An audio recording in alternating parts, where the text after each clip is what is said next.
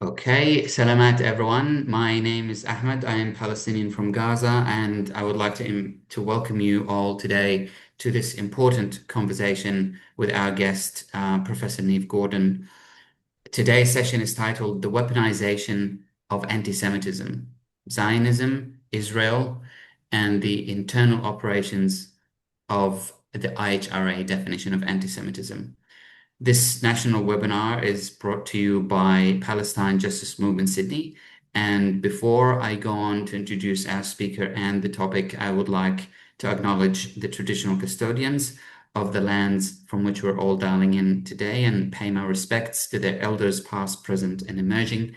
This land was never ceded, always was, and always will be Aboriginal land. Just like Palestine, we are dialing in from ground zero of a genocide that occurred more than 230 years ago on this land, but its echoes reverberate to our day. I am dialing in from Camaragal country. I also should say that all opinions expressed by myself today represent my own personal views as a Palestinian from Gaza who happened to live on this colony and who happened to have his family enduring the past 26 months of the Israeli genocide in Gaza. And anything I say should not be construed or misconstrued as me using any authority or agency bestowed upon me as part of my workplace.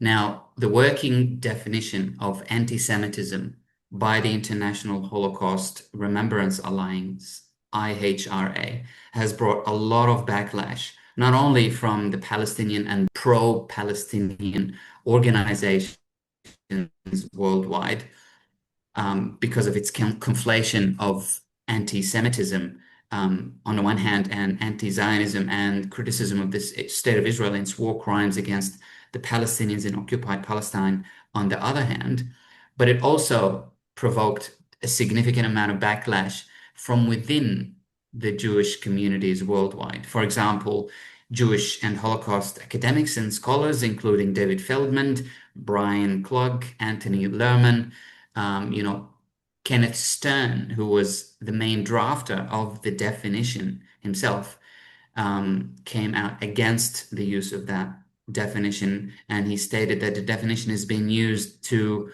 quote, restrict academic freedom and punish political speech. Also, Jewish progressive organizations worldwide have also issued joint statements, 41 groups in 2018 and the Progressive Israel Network in 2021. Signatories to these statements include New Israel Fund, J Street, and Jewish Voice for Peace.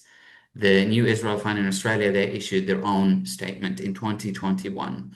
Now, as I mentioned, talking about this really important topic, we are extremely lucky and grateful for the opportunity to have yet another conversation with Professor Neve Gordon to discuss this incredibly important matter. So Professor Neve Gordon, after teaching for 17 years at Ben-Gurion University in Israel, he joined the School of Law at Queen Mary University of London. His research focuses on international humanitarian law, human rights, the ethics of violence, and on Israel-Palestine. As a Jewish academic, Professor Neve has written and done extensive research on the IHRA definition and anti-Semitism and the weaponization of this concept of anti-Semitism to silence criticism of Israel's genocide and war crimes against the Palestinians. Professor Neve is the author of The Israel's Occupation in 2008, which is indeed a fascinating read. I would highly recommend it. And he co-authored The Human Right to Dominate in 2015 and Human Shields, A History of People in the Line of Fire in 2020. Professor Neve, what an honor. Welcome back to Australia, although virtually. Hopefully we'll meet you again in person at some point. Thank you for joining me. Thank you for inviting me. And yes, indeed, I would like to come in person one day. Absolutely. One day we'll look forward to that. So Professor Neve, you've published these papers that I spoke about at the beginning, and I also referenced it in all the invitations that I sent out to our attendees. So one of the publications you published in the Middle East Critique in March last year, it's about anti-Semitism and Zionism, the international or the internal operations of the IHRA definition. There's a lot to unpack, as I was telling you before we started the webinar, about you explain the inner workings of that definition and sort of the secret of its efficacy so far. And indeed, it has been very effective, being widely adopted and so on and so forth. So I do want to get into the details to unpack some of the reasons why it's been very effective. But before that, I really want to transition into that topic by first talking about another paper that you've published this year in September, I think, and it's titled "The Weaponization of Anti-Semitism," where you actually studied the Jewish Chronicle, the world's oldest Jewish newspaper, and how it was used to serve the production of moral panic, as it were. And we're going to get into these details, around moral panic around the alleged prevalence of anti-Semitism. So there's a lot to unpack there. I want to talk about that connection that you mentioned in your paper between the Jewish communities around the world and Israel. You describe in your paper the idea of mobilizing anti-Semitism as a consoling idea, quote unquote. And you used Hannah Arendt's ironic characterization that anti-Semitism becomes, quote, an excellent means for keeping the people together, so that the assumption of internal anti-Semitism implies an eternal guarantee of Jewish existence.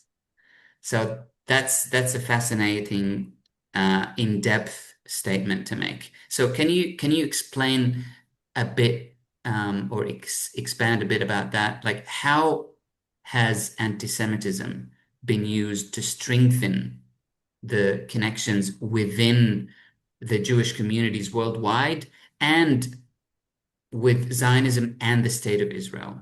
Like, how is that manifesting on the ground? Yeah, so thank you for that question. I mean, I think we can sit here and talk maybe the whole hour about that question, but maybe I'll begin with a kind of short history of this definition because I think it explains a lot. So anti-Semitism has existed for hundreds of years, and the definition of anti-Semitism is was hatred against Jews because of their Jews and the creation of conspiracy theories that Jews control the media in the world or all the finance in the world, and kind of stereotypical ideas of what the Jew looked like with the long nose and the greedy and so forth. And we see this emergence of a new anti-Semitism really around the early 1970s, mid 1970s, this kind of conflation between anti-Semitism and anti-Zionism or harsh criticism of Israel. And this emerges, I think, due to the UN resolution that Zionism is racism, and it is a reaction against that. The effort of the Palestinians and several allies to lay the claim that Zionism is a racist ideology emerges in the 1970s in international fora. And Abba Evan, who was at the time Israel's foreign ministry, begins writing against this and pens a New York Times op-ed where he basically says that anti-Semitism and anti-Zionism are the same. They're both discrimination against the Jews. And this relates to something that is even earlier and has to do with a struggle between two, I would say, political ideologies of how to struggle against anti-Semitism in the aftermath of World War II and the Holocaust, whereby one camp was the kind of camp that goes with the universal human rights and the Universal Declaration of Human Rights, and says that within the nation state does not protect all the rights of the different people within it, but we can create a universal declaration about the equal distribution of rights of people and about the fact that people as people should have rights, and therefore to kind of undo the racialized social hierarchies that exist. And the other solution was the Zionist solution, which was creating a Jewish state in Palestine.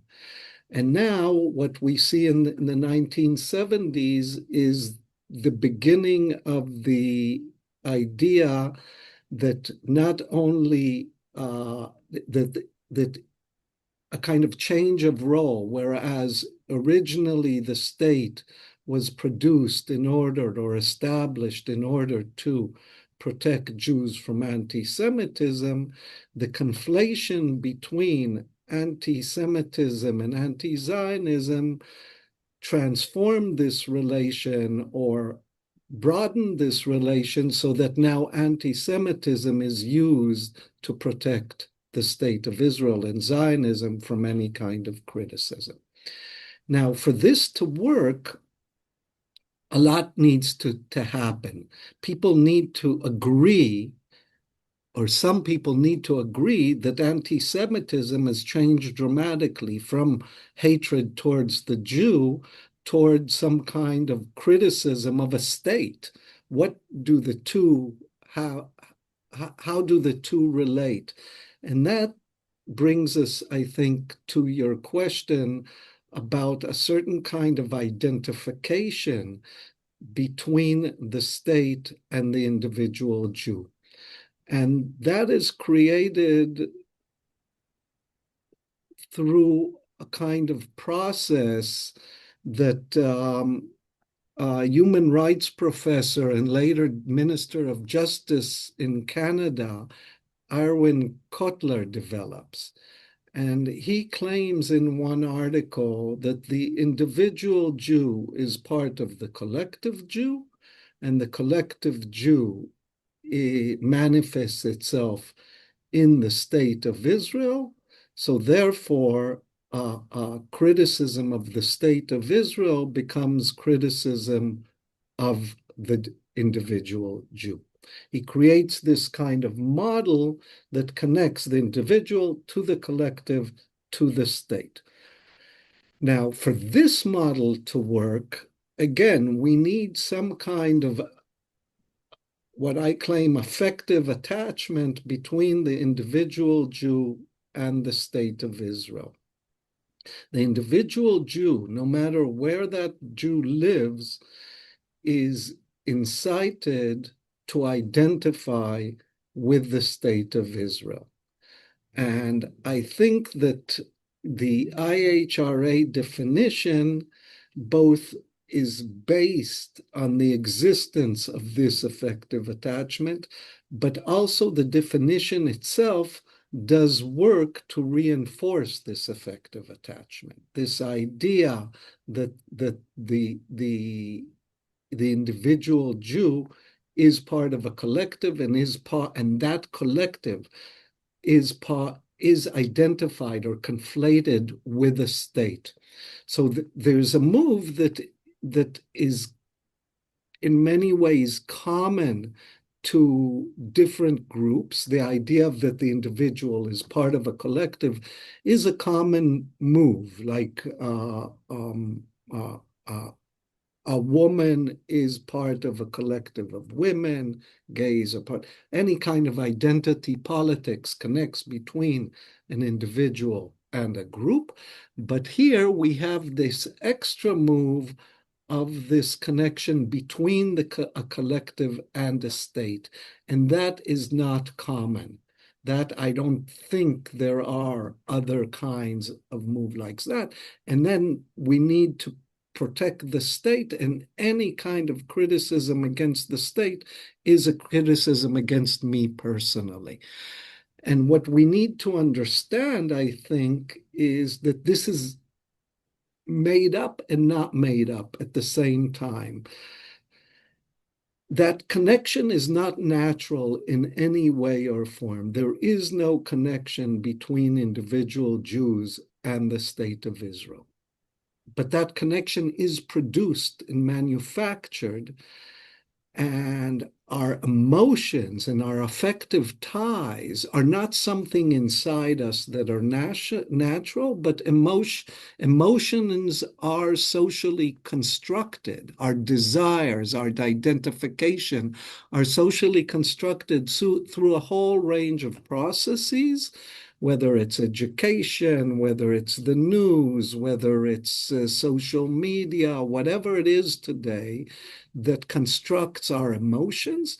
And our emotions, or me as a Jew, there's a constant incitement for me to identify with the state of Israel. And so to feel any criticism of the state of Israel as if it is criticism against me personally. I'll maybe let you It's interesting that you say, and I want to quote the late American historian Tony Judt. I think he once say, the Jewish identity is connected to two coordinations, one in time and one in space. One in space that is geographically, that's the state of Israel, and in time, that's the Holocaust. That's the victimhood that you speak of in your paper. So it's really interesting to talk about these. But I do want to quote you as well in the paper. You say the claim that Israel is carrying out genocide. That's to your point that you're making now. The claim that Israel is carrying out a genocide or that it constitutes a settler colonial regime and an apartheid state might make Jews who identify emotionally with Israel and Zionism feel uncomfortable. I mean, we get that sentiment a lot. And you go on to say, ultimately, a fallacious notion of anti-Semitism is cast as a safety hazard to conjure up fears of Jewish annihilation. And this is then used as a counterinsurgency tool to silence Palestinian and pro-Palestinian activists who criticize Israel's apartheid and more recently the genocide in Gaza. So can you expand on this a bit more? Because my question to you mainly is that emotion, like you mentioned that emotion is manufactured. I can understand that, but do we have the right, as a pro-Palestine community, do we have the right to criticize it or ridicule it?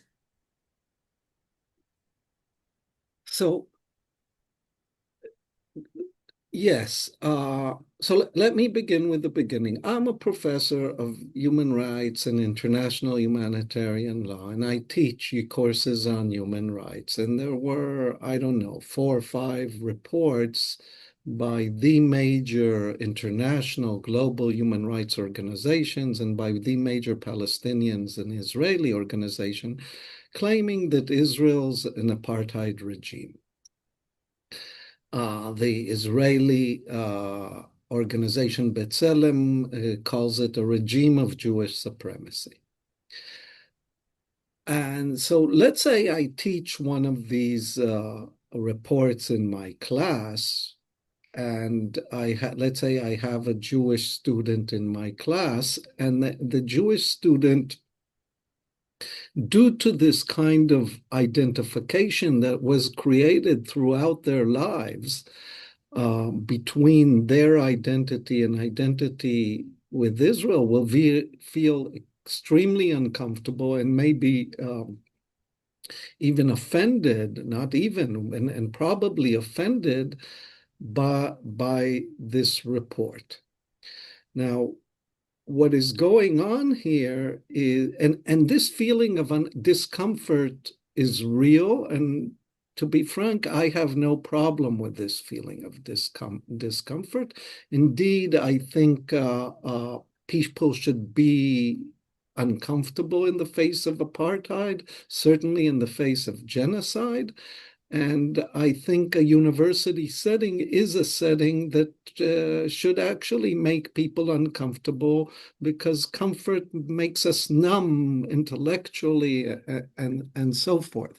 So I think that is a good move and something that we should try to do with our students and move them from their comfort zones. But what could happen, and what has happened often, both in the UK and throughout Europe, and I am confident also in Australia, is that this sense of discomfort is then translated, as you mentioned, to a sense of unsafety. So a feeling of discomfort becomes a being unsafe. So we have two different conflations going on. Feeling is conflated with being, and discomfort is conflated with unsafe. Now, being unsafe is a situation where me as a professor and people are in any context don't want others to be unsafe. And it is our responsibility, particularly as teachers, that our students are not unsafe. I mean, I don't want my students not to be safe in the classroom. I don't think teaching an apartheid report makes anyone unsafe. I do think it might make some people uncomfortable. And this has to do, this has to do with this false conflation. And this false conflation is related also to victimhood. And there's a distinction to be made between the claim of victimhood and the condition of victimhood. Catherine Higgins makes that claim in a recent article, and others have made that claim. And the idea of the claim of being injured and the condition of being injured. So what is going on here is that,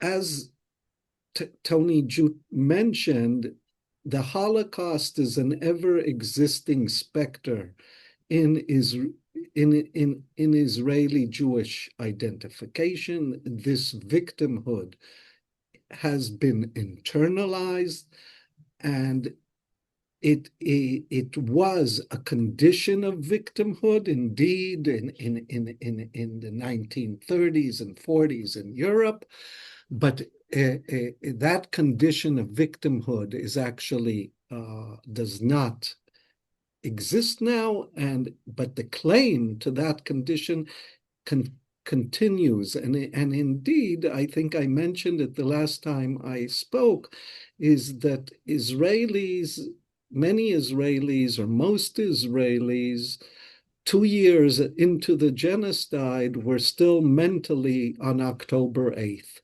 Now, 2023, still mentally considered themselves, after basically destroying, I don't know, 70, 80% of all infrastructure in Gaza, including almost all the hospitals, 85% of the schools, all the universities, killing 70,000 Palestinians, probably more, among them, I don't know, 20, 25,000 children, and still they were the victims. And so this is what's going on here in the class, and this kind of conflation is mistaken, as I said, between discomfort, and we need to call it out. we need to call out the fact that Israeli Jews are not the victims, and that discomfort is not something that is a necessarily bad thing. I actually think it's often a good thing, and discomfort is not lack of safety. But it's not rationalized. I think it's like you said, it's manufactured. And I do want to drill a little bit deeper into I this. will say just this again. I think it's Mhm. very important. The younger generation today in my classroom, they raise their hand and they say, I feel that Socrates says this, or I feel that John Locke says that, or I feel that this says this or that. And everything begins with I feel. And I tell my students, listen, I can't argue with your feelings. I respect your feelings, but I can't argue with them. And this is like, and you have to understand first that we should stop talking when we're talking in the classroom about things that you're arguing in a field. This affective and emotional has taken over this kind of younger generation also, I think. And we need to explain to them both that yes, you might feel this way, but your feeling does not emanate naturally from you, but is actually mediated and constructed through a whole array of social relations. And you have to be self-reflective about your feeling. Now, what they're extending kind of evidence and empirical reality and all that to feelings. Everything now is a feeling. And so, and that has colonized our language too. And we need to first, I think it's not a good way to speak. Some things are feeling, and we need to speak to them about them as feelings, but some things are thoughts, and we need to think about them as thoughts.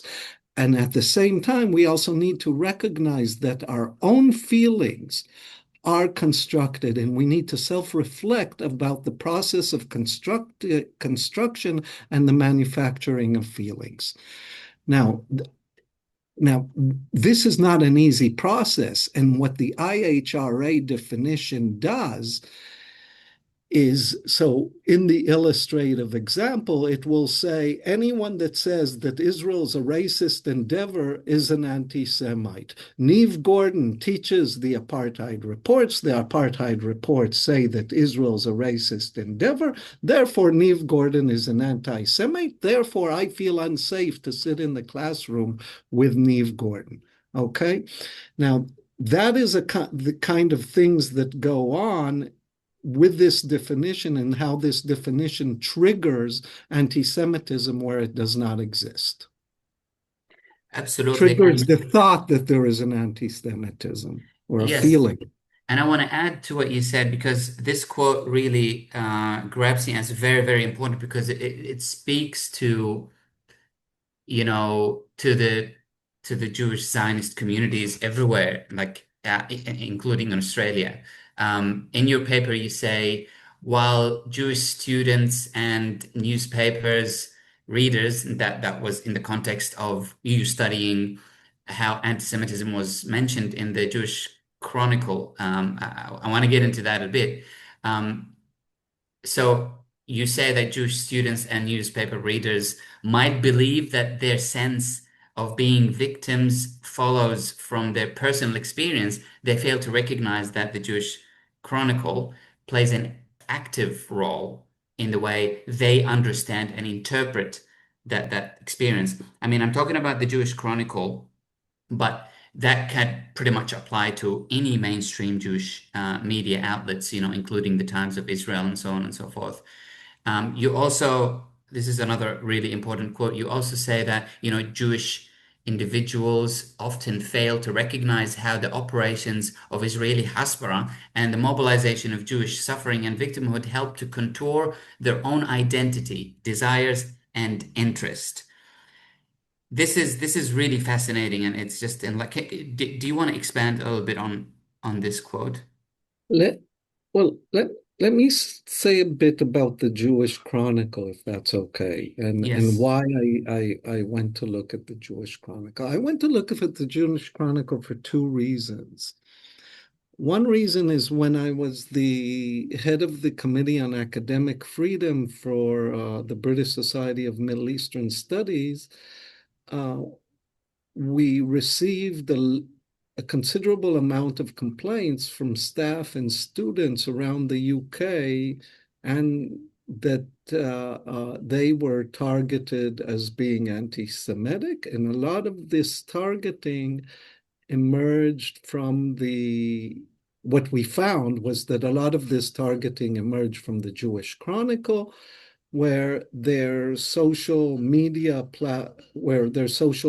accounts were mined often years back so if you're thinking of a student, it could be when they're high school, when they're still youth, to see what kind of tweets or what kind of likes they made.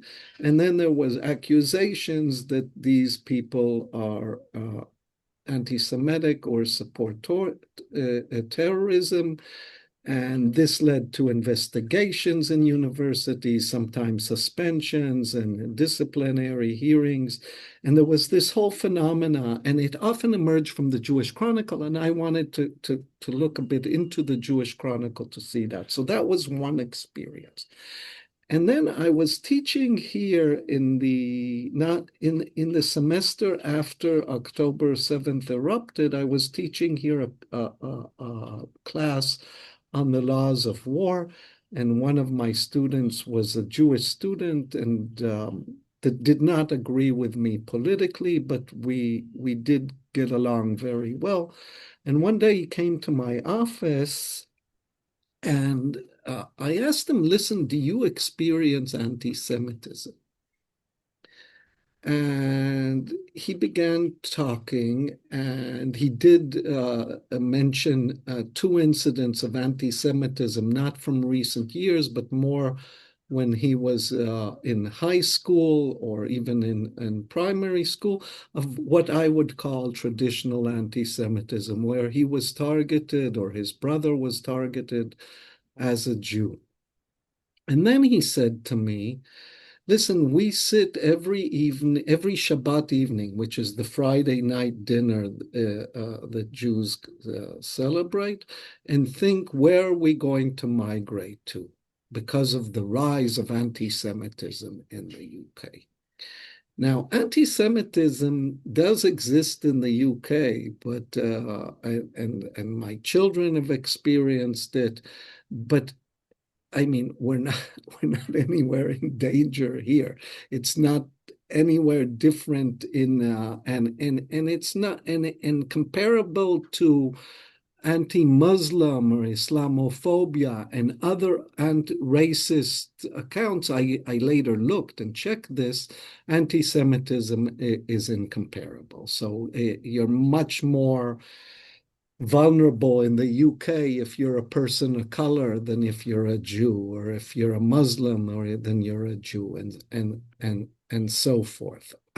But that his panic is what actually interested me in this case, and it was real. As we said, emotions are constructed, and this is what he felt. I could not argue with his feelings. I just thought that there was no connection between his feelings and the reality in the UK. So I wanted to understand how his feelings are constructed. So I connected these two things, the Brismas experience and this, and I said, let's go examine what the major Jewish newspaper in the UK tells us about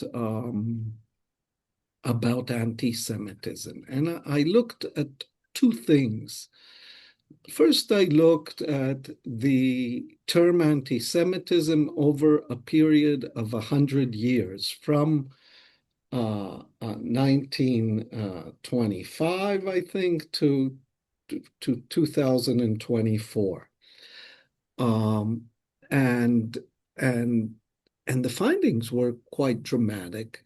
and surprising. So what you see is this graph that the term anti-Semitism grows quite substantially during the years, the lead up to the Holocaust. And that's what I expected, and that's what I think everyone here would expect, is to see a kind of rising graph if we're just looking at the term and how many times the term is mentioned in articles. I'm sharing Um, that graph, by the way. It's Okay. really So if you fascinating. looked at the left-hand side, you can see how it goes up from 1925 and how in 1938 it is really way above what it was in the 1920s. And that's what one would expected. And if we would have looked from 1925 till 19 around 50, I think that's what we would have expected, and then and so forth. But then you see, if you look at the right-hand side of the graph, you'll see that actually when Corbyn was running for elections, the number of times that anti-Semitism is mentioned in the paper is twice as much than during the build-up to the Holocaust and during the Nazi regime in Germany and during the height of anti-Semitism, I would say, in the world. And again, after the attacks on Gaza, you see the same spike. We're never going to go down, I think, again to the levels that we were. And you can see that, and then when you count articles, it's 1 in 4 articles. 1 in 4 articles, more or less 1 in 5 articles in recent issues mention the term anti-Semitism. And and that creates moral panic. You're reading a newspaper, every fourth article, there's the term anti-Semitism. It seems like it's all around you. And that kind of creates this emotion and this idea, hey, that we need to sit Friday at dinner and discuss how to flee England. But then I also looked at the 9 months before October 7, 2023, and the 9 months after October 23, and I kind of did a dive inside to look at how the phrase was actually used. What kind of anti-Semitism are they referring to when they say that Corbyn was an anti-Semite, or that students, staff, people in their workplace are anti-Semitic. And as I think the viewers here can probably guess, the vast majority of the cases of accusations, I kind of isolated not the term anti-Semitism, but when anti-Semitism appeared as an accusation in an article, I think there was be somewhere between 300 and 400 articles that I looked at. And what one found was that the vast majority of the cases, by far, were accusations of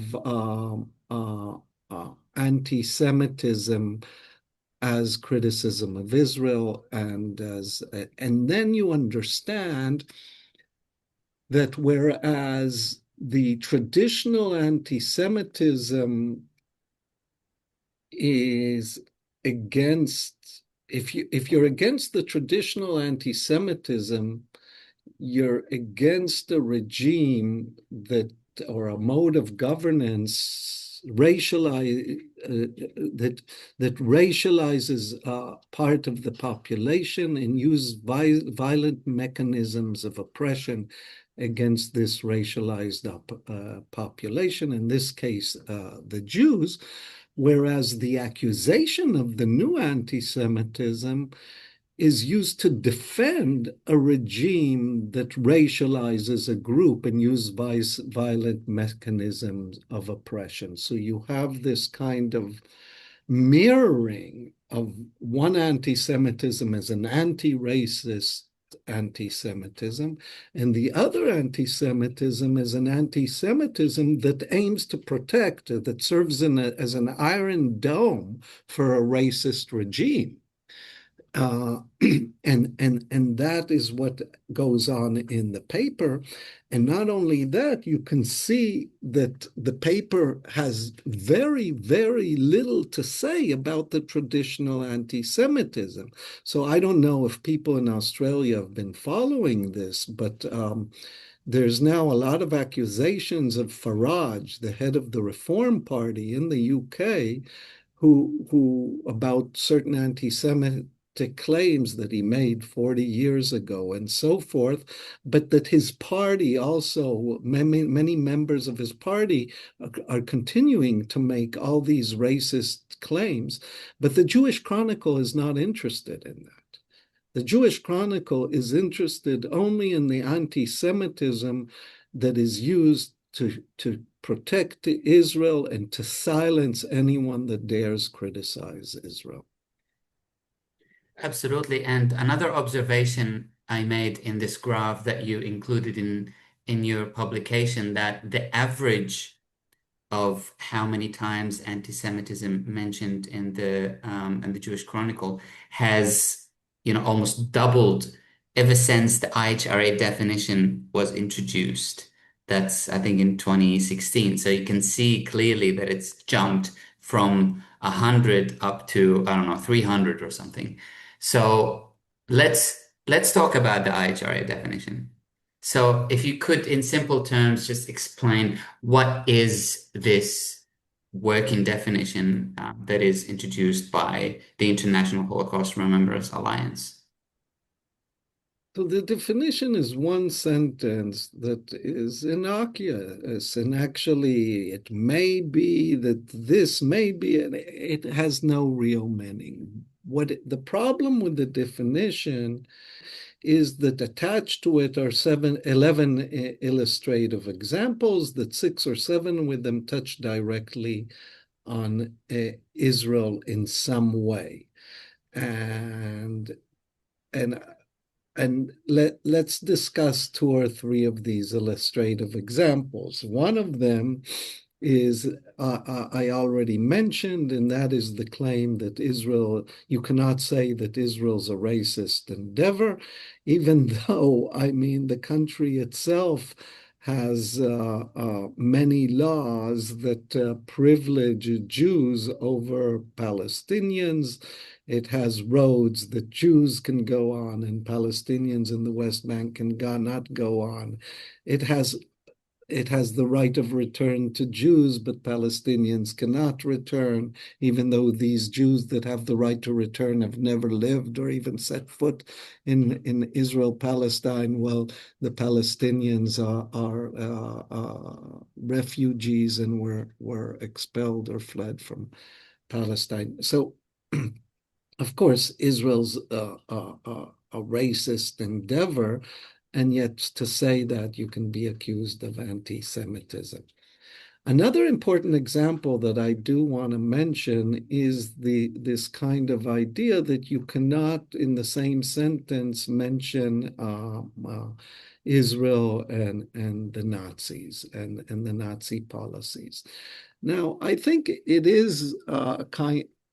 it would be disingenuous and false to claim that Israel is putting the Palestinians in gas chambers. And that kind of claim would be wrong. But can't we compare the policies of the Israeli government with certain policies of the Nazi regime in the 1930s? And compare is not conflation, and comparisons often expose and shed light. That's what we do for our work here in the academia, is compare, because they shed light about certain similarities and certain differences, and then you will try to explain why is this similar and why is this different.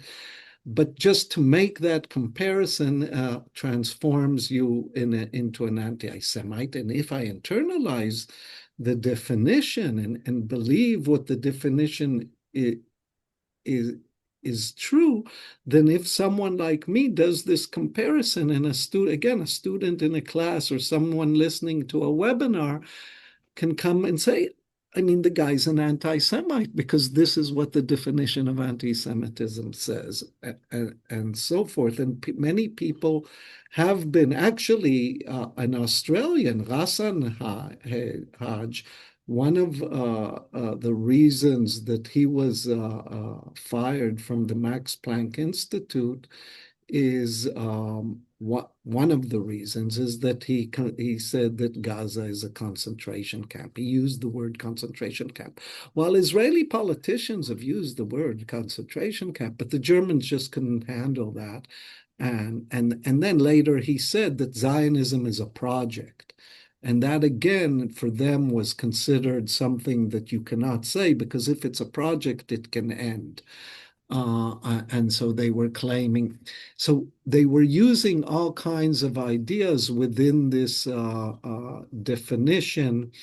And that's how the definition works. And it sets a broad net to cover anyone. And it has, we have to keep in mind that it has this kind of chilling effect that even if someone does not accept what the definition says and knows that comparing Israel with the Nazi regime or saying that Israel is a racist endeavor is not anti-Semitic, they are often afraid to make those claims or even criticize Israel in any way in social media because they're afraid for their careers, because the definition has been so successful and so many governments, including, I think, your government, have adopted it, and so many universities and schools and sports clubs and different kind of and corporations have adopted this definition without knowing. Now, just to give you an example, I came to the office this morning really early. It was still dark here in the UK. I come to the office. Yesterday I was here. I had on my door a poster with a image of a journalist, and it said journalist killed in Palestine and the name, and I added in writing during the genocide in Gaza. And this morning I come and the poster was removed from my door because that is offensive. That is, I'm going to hang it back on after this webinar, maybe not exactly the same because I don't have it, but just this kind of chilling effect that the universities and the different institutions are doing after they adopted this definition, and they now appropriate it as if it's their own and are beginning to internalize it. And that's a very dangerous moment. It's very interesting you made that analogy. So we all know that Israel has this system of defense called the Iron Dome that defends Israel from, external rockets and so on and so forth. And you liken this um, smear of anti-Semitism as proverbial Iron Dome to shield, Israel and its war crimes from criticism or accountability in general. So I do want to get into the details of why has this definition been that effective. If you could briefly shine the light on that. I know it's the entire article, but before you do, Professor, I really want to encourage everyone to just put in their questions in the Q&A. We'll get into them shortly. But yeah, if you could explain why on earth has it been that effective and adopted worldwide? So I think one is what we have been discussing, and this is the kind of internal operation of the IHR definition and how it works on the emotional or affective um, uh, side of people to kind of draw this identity between individual Jews and the state of Israel, even though that relationship is manufactured and produced, people tend to think of it as natural. People also tend to think, individual Jews also tend to think, given the rise of real anti-Semitism in their country, that Israel is their kind of insurance policy. I had an uncle who always said, listen, I'm not a Zionist. I don't really support Israel, but it's an insurance policy. If things go wrong in the United States, then I will move to Israel. So it's this kind of insurance policy for certain diaspora Jews without relation to the other people that live there, without relation to this kind of other historical existence in Palestine. There is that. And then there's two other things that I would like to mention about its success. One is the whole lobbying system and this kind of pro-Israel lobby that exists in the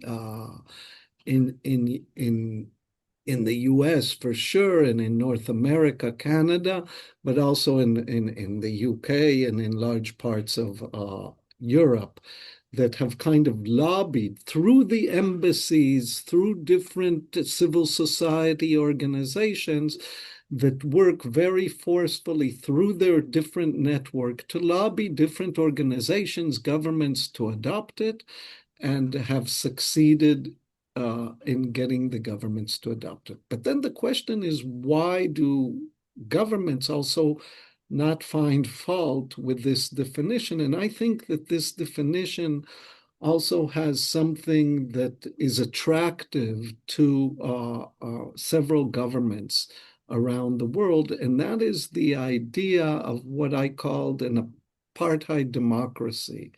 A democracy, the idea that Israel, supposedly the only democracy in the Middle East, and yet we all know that it's an apartheid regime. Hey, there's certain populations in our country also that we think of as superfluous. Think about all the policies and laws now against immigration and against refugees in the world, and against and how Trump is talking about Somalis one day and Sudanese another day, and and people from Afghanistan on another day.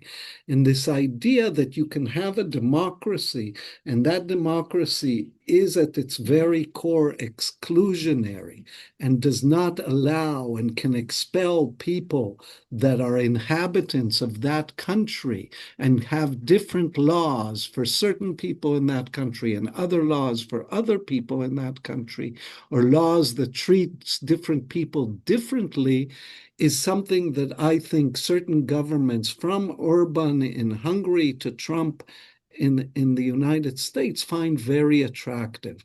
And this definition kind of gives that a shield, an iron dome too, to that conception of a democracy.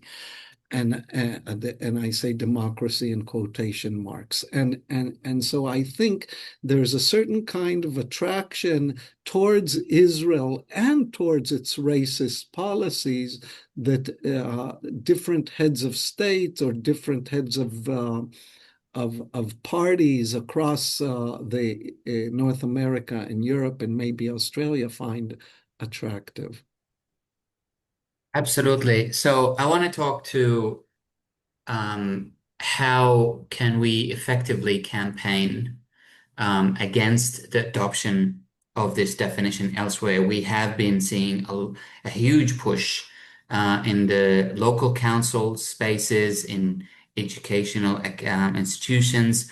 Many universities have adopted it already. You know, some argue that we probably should offer some sort of an alternative to it now that we've been put in a corner, that we have to come up with a definition that is not conflating, anti-Semitism and anti-Zionism and criticism of Israel and so on and so forth. There's this suggestion of pushing for the Jerusalem Declaration of Anti-Semitism. I'm really keen to get your thoughts on that, and also if you generalize, like, how can we effectively campaign against its adoption? So I'm I'm on the one hand a signatory of the Jerusalem Declaration of Anti-Semitism, but on the other hand, I think it's also very problematic. And so the Jerusalem Declaration is an important tool. So, because if you get a university that adopts the IHRA and then adopts the Jerusalem Declaration simultaneously, they a bit cancel each other out, because the Jerusalem Declaration says very clearly that criticism of Israel is not a form of anti-Semitism. However, I think there's it's obvious to me on the one hand that each racism has its own specificities. And it's not only that anti-Black racism and anti-Jewish racism are different, but also that anti-Jewish racism in the United States and anti-Jewish racism in the UK are different. Okay? So each form of racism is different and has its own specificities. That we know. Uh, but at the same time, this idea to underscore and emphasize these specificities, I think, is problematic, because I think we're trying to create an anti-racist camp. Okay? And we're trying to draw the connections between the racism against Aborigines in Australia, First Nations in Canada, and North America, and African Americans in North America, and Jews in North America, and Latinos, and so forth. Now, one way to divide and conquer is to kind of emphasize the specificities and the differences between these racism. Another way is to actually emphasize the similarities between them, and to create an anti-racist camp that brings together all these different kinds of racism. And so I think we should argue, or our principled stance should be an anti-racist camp, full stop. I think strategically, sometimes we need to use specific forms of racism and anti-racism in different struggles, emphasizing their specificity in order, for example, to struggle against the IHRA. But the principle itself should be something that unites the different groups and different people that are experiencing anti-Semitism, rather than separating them into different groups, because that's what the powers that be would like us to do, right? They would like us that our racism is worse than your racism. We're not going to unite with you, blah, blah, blah, blah, blah. So I think our stance should be an anti-racist stand, full stop.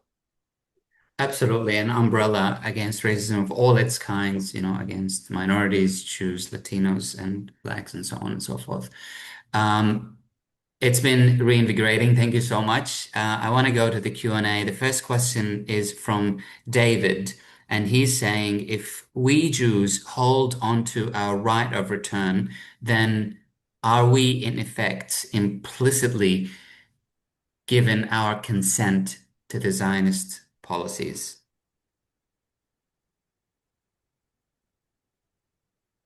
I don't really understand what hold on to our right of return means. It's not something that,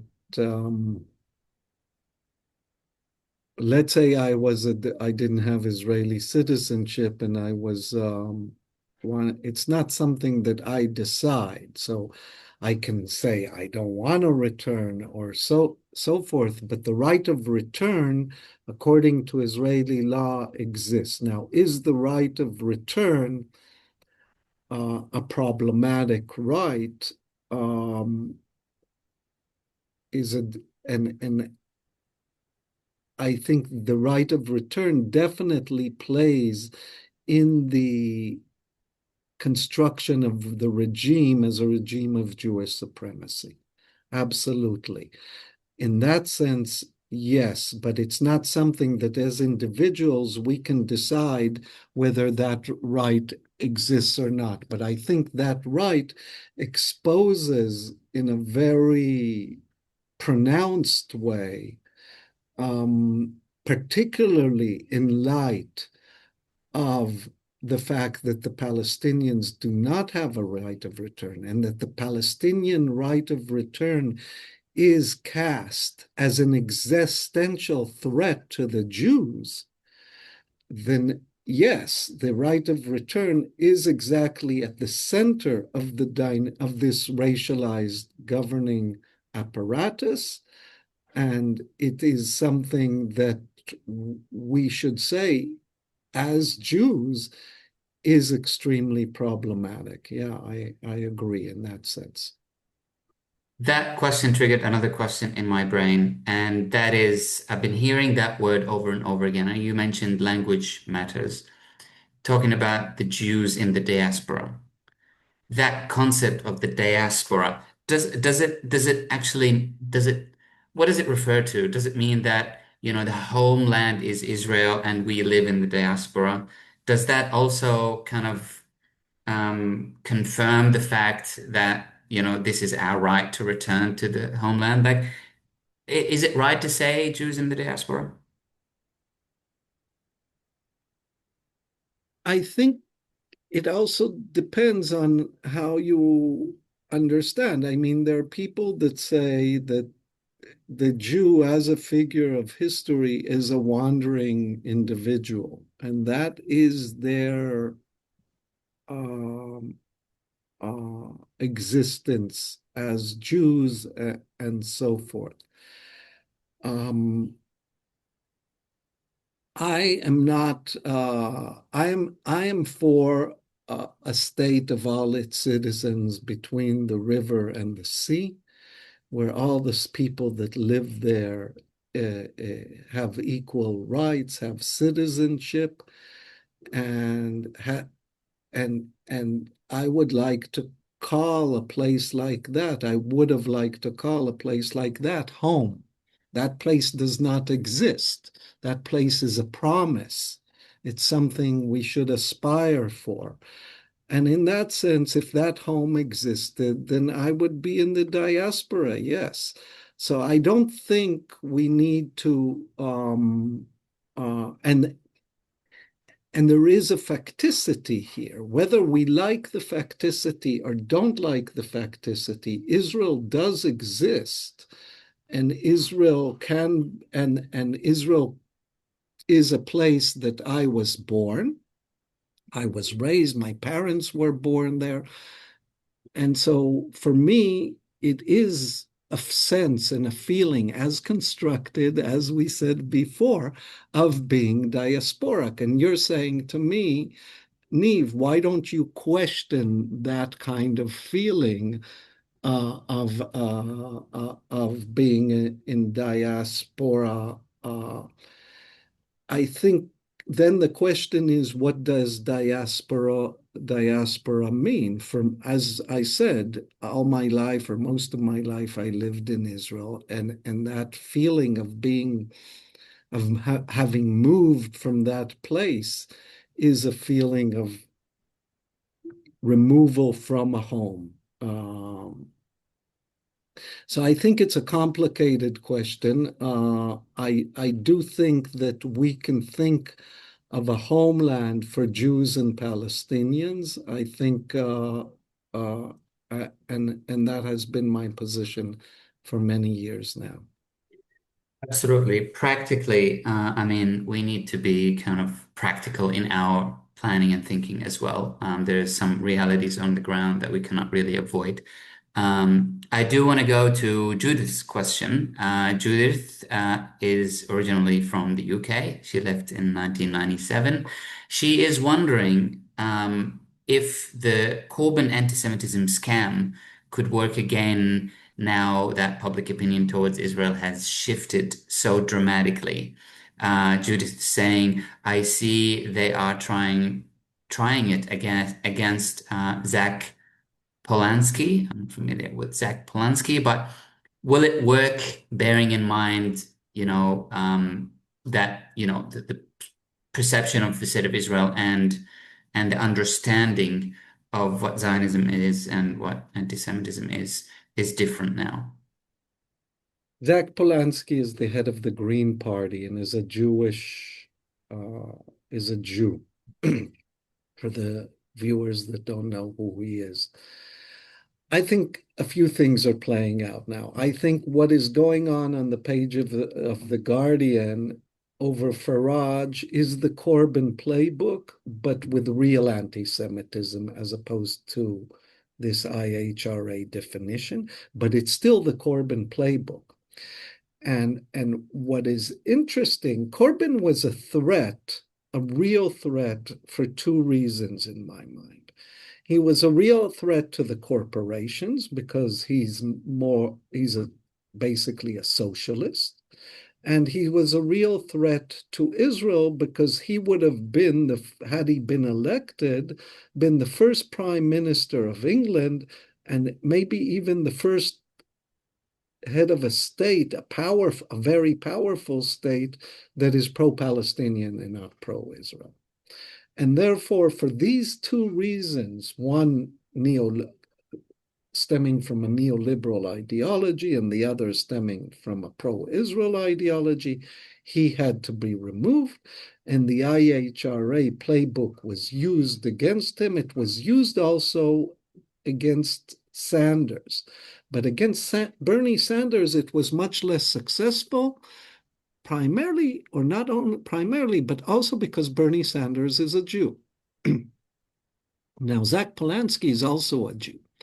And so I think it will be much more difficult to use the playbook against Zach Polanski, whether because he's a Jew, whether it will be more difficult with him because of public opinion, I do think that in the UK and in several other countries, there has been a change of what Gramsci called the common sense.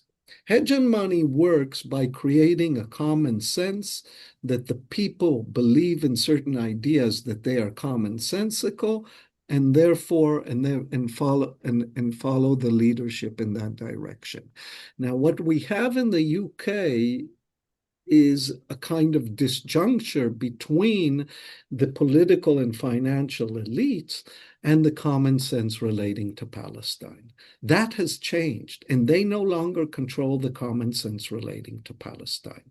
And that's why they ripped the poster from my door this morning, and that's why it can lead to a more dramatic acts against pro-Palestinians because they want to reassert the common sense.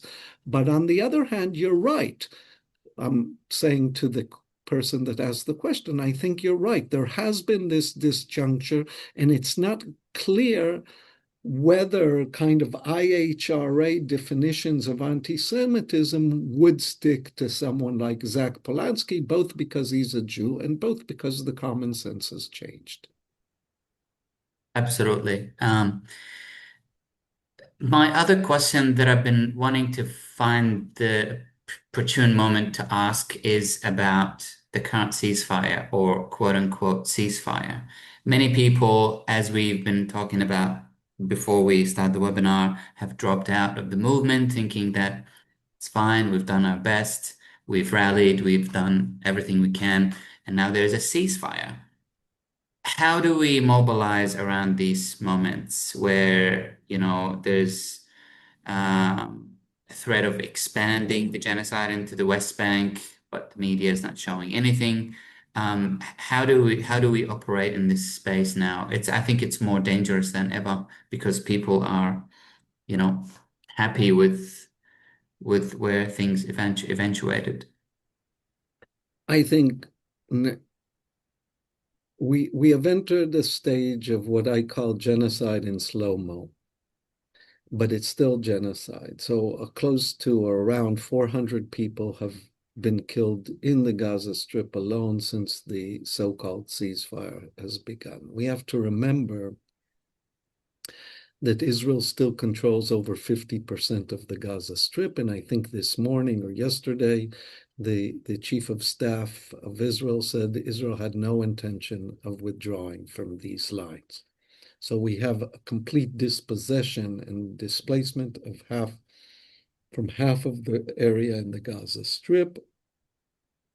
We have the ongoing terrorization of the civilian population in the West Bank, the removal of villages, the extrajudicial executions by the military and settlers, and so forth. And just this morning, and I posted it on, I think, my Facebook and Twitter account, that we have this new pin that Ben-Gvir and others are wearing with a noose, like a lynch noose, that I'm for lynching or I'm for killing. It's and so this is the moment when the media kind of puts Gaza on the back burner, and there's no longer mentioning of Gaza in the regular media.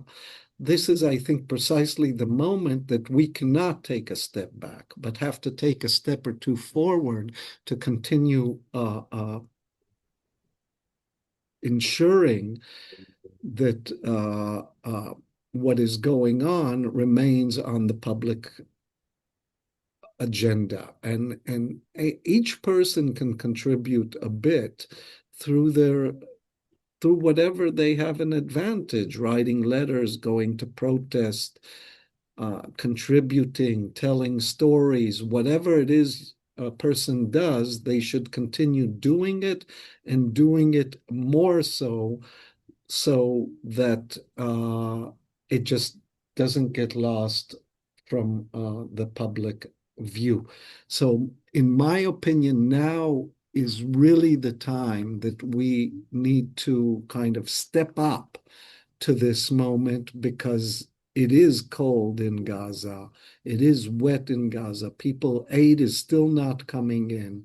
Tents are not allowed because they have metal poles, and the metal poles can be used to attack Israel and so forth. And these are the kinds of things we constantly need to raise and bring up.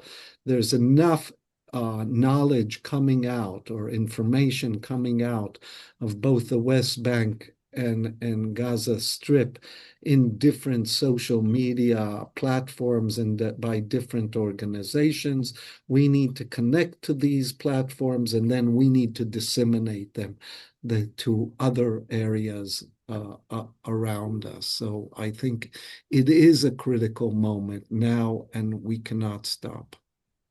Absolutely. I mean, just in this vein, before we finish, my last question is: you mentioned Ben-Gvir and Smotrich and their constituencies of the settler movement in the West Bank. I mean, we're talking about Zionism, but that's a different form of Zionism. And I can't help but mentioning Ilan Pappé's recent book, Israel on the Brink, and he mentions this state of Judea and its conflation or its combat almost against the state of Israel. And he predicts that eventually this movement seeks to dominate the Israeli society, which is actually bad news, not just for the Palestinians, but for the Israelis, for liberal Zionism, if you will. So what is the end goal of Ben-Gvir, Smotrich, and his constituency here? So first, I'm not sure there's a major difference between Netanyahu, Ben-Gvir, and Smotrich. And I think they all believe, or Netanyahu, I think Netanyahu is more dangerous than them. And he believes that Israel can achieve normalization in the Middle East, irrespective of the Palestinians. The Palestinians are no longer part of the puzzle, in his opinion. And um, and that entails two possibilities. And Smotrich wrote about it. I think 6, 7 years ago. He has it's called in Hebrew Tochnit IHRA, and in English probably I don't know how it would be translated. The project how to determine the relations. And the whole idea there is the Palestinians have, he says there are three options. I'm going to discuss two options. They have two options, basically. One option is to accept second or third class status, live in very confined autonomous areas where they can take care of their own garbage and they can clean the streets and the sewage systems and maybe be responsible for part of the education, but will go over the school textbooks, etc., etc. Either they accept that kind of existence, this kind of Bantustan existence, or they need to be removed. Okay, and the removal can take place either through transfer, expulsion, or through killing. Okay, that's his program. And I think ultimately Netanyahu agrees with this program and thinks that he can create relations with the Gulf states and normalize and sales and so forth, a lot of which already exist behind the scenes, by the way, without dealing with the Palestinian issue. So if historically the Palestinian issue and Palestinian statehood was considered something that you have to deal with in order to resolve Israel's place in the Middle East, Netanyahu says, no, that is over. We have dealt with the Palestinians. It is no longer an important issue in any negotiations. We'll deal with them. They will either be in Bantustans or they will be moved from, and this one way out Rafah crossing is of course an indication of this. We're gonna confine the Gaza Strip to 50% of the land. We're gonna open a gate, and the gate has one direction, and that is where things I think are moving in that respect. And what we need to understand is that the liberal Zionists who hate Smotrich and hate Ben-Gvir and hate Netanyahu and so forth, they do not have a problem with what I just said. Their problem is different. Their problem, the majority of them, not all of them, but the majority of them, their problem is with the judicial overhaul and the fact that certain policies and certain forms of discrimination that were carried out against Palestinians can now be maybe carried out against Jews, and that the kind of corruption that Netanyahu has not introduced, but has brought to new levels in the Israeli political arena can thrive and so forth, and the democratic institutions, the media. Netanyahu has taken over or the security apparatuses. He has nominated a chief of staff, head of Shabak, and head of Mossad. He has weakened the media. He is hollowing out the judicial system and so forth. And they are afraid of that. But they're afraid of that because of its ramifications to the Israeli Jews in Israel, primarily. To that point, Professor Neve, I want to get your final thoughts. You mentioned the Israeli society and how apathetic it is to the dilemma of the Palestinians and the genocide. I mean, it's been described as a democratic genocide, really. There's a huge consensus in the Israeli society. And one can lose hope easily in the Israeli society to make a change for the sake of Palestinians. And our only hope is to make an inways into Jewish communities in Zionist, still Zionized brains in the Jewish communities worldwide. I'm pretty sure that a large sector of the Jewish community that have been Zionized over those decades are questioning their indoctrination right now. What's your advice for us, as in how do we preach this concept of the intentional conflation between anti-Semitism and anti-Zionism, and how do we explain that?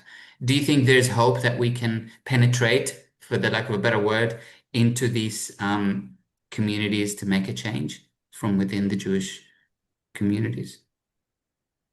So what we do see is we see a generational gap, right? So where the younger generation, particularly in North America and maybe in Europe of Jews, are much more critical of the state of Israel.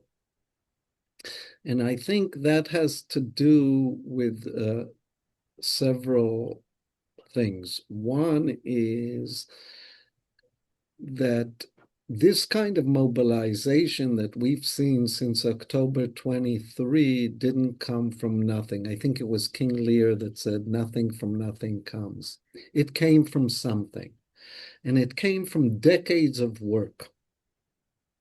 Came from decades of work of Palestinian activists and pro-Palestinian activists that wrote books and wrote articles and retold the story of what happened in Palestine.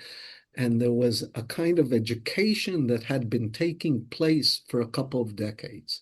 And I think that fell into place after October 7th, where people already knew, hey, this did not begin in October 7th, okay, as Israel tried to tell everyone and as the Biden administration and as Merz and as whoever was in power in the UK at the time told everyone. And so that education thing happened.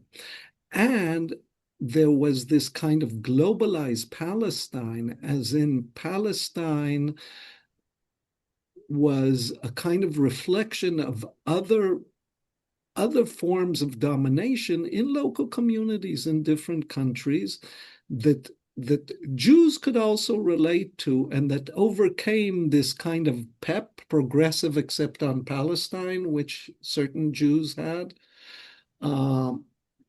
And these kind of connections between George Floyd and Gaza, between Black Lives Matter and Palestinian Lives Matter, between different kinds of groups were very important. And also the kind of claim, and you have in Australia the two editors of this book, Ronit Lenton and Lana Tartu, this kind of claim that we need to look at this in racist terms.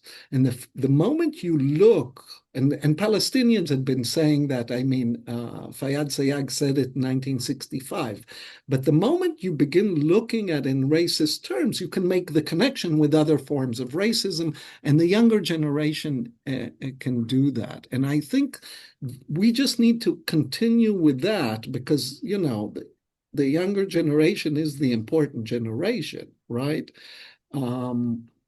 So I just think that educative practice is not, there is no silver bullet that things are going to change from today to tomorrow.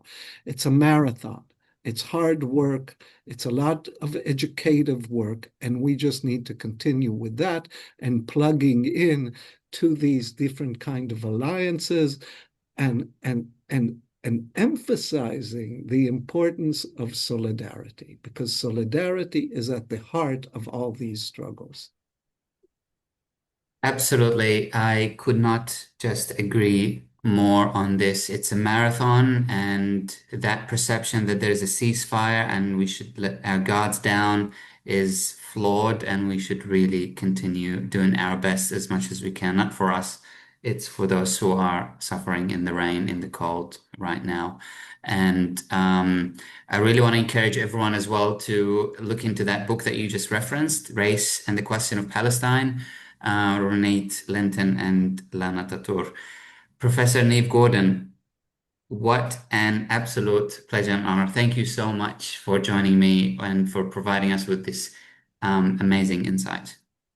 Thank you so much, and thank all the people that came. Thank you again very, very much, and have a great break and end of the year. Take care. Thank you. Bye bye.